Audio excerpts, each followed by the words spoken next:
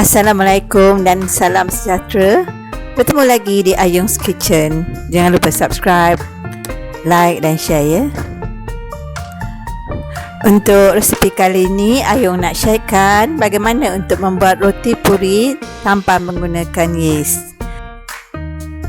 Roti puri ini adalah jenis makanan yang berasal dari India dan sedap dimakan dengan kuah kari, sardin maupun dicecah dengan serikaya. Rotinya yang agak garing di luar dan lembut di dalam, sedap dijadikan sarapan, makan malam maupun minum petang. Jom kita boleh buat bahan-bahannya.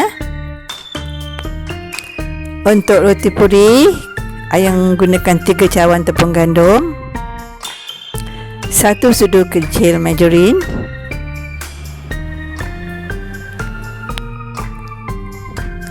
1 sudu besar gula pasir, sedikit garam,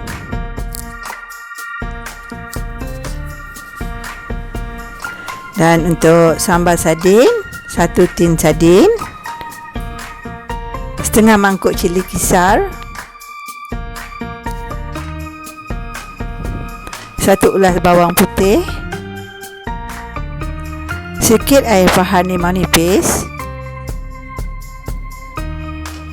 1 biji bawang besar.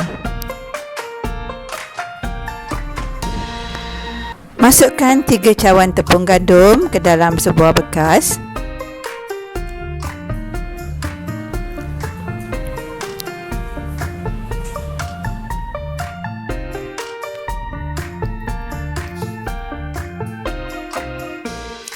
Masukkan gula pasir, garam,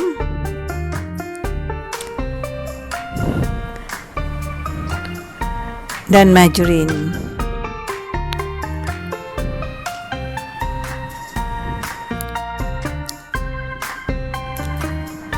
Gaul rata dan masukkan 1 cawan air suam. Masukkan sedikit demi sedikit.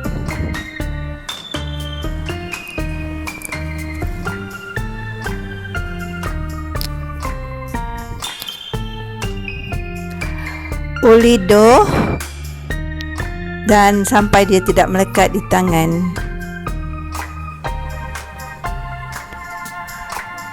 Kemudian kita tutup dengan plastik dan rehatkan dough selama lebih kurang 15 minit. Kemudian kita boleh buat sambal sardin kita. Bawang besar Ayung hiris nipis, bawang putih juga Ayung hiris nipis. Kita tumis bawang besar dan bawang putih dengan sedikit minyak sehingga kekuningan.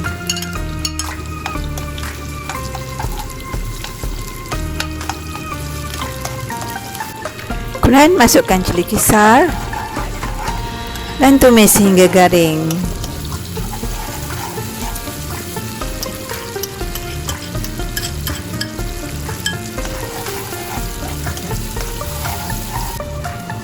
Kemudian boleh kita masukkan sardin, dan sini Ayung gunakan sos sardin sekali.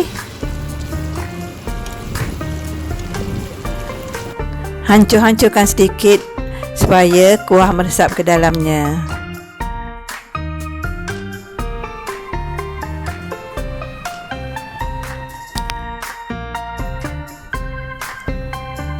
Kemudian perahkan limau nipis ke dalamnya.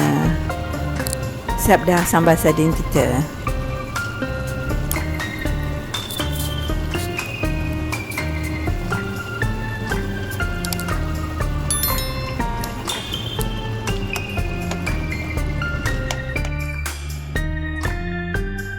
Selepas 15 minit, kita boleh tarik dough dan buat bulatan-bulatan kecil.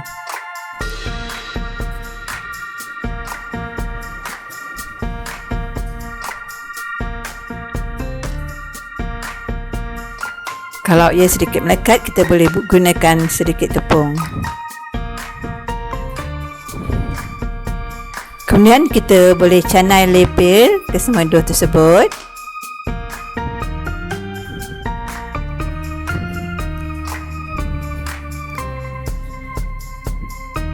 Dan kita susun dalam pinggan. Gorengkan dough ke dalam minyak yang betul-betul panas. Bila masa menggoreng, kita gunakan api yang sederhana. Siram-siramkan minyak panas ke atas dough supaya ia mengembang.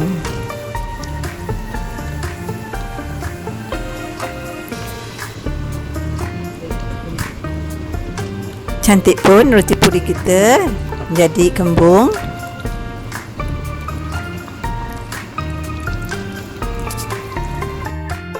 Kemudian kita boleh angkat dan toskan.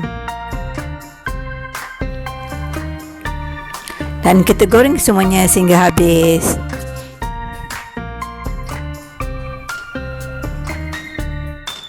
Alhamdulillah, roti puri kita siap untuk dihidangkan. Amat sedap dimakan dengan sambal sardin. Boleh juga kita cecah dengan kuah kari.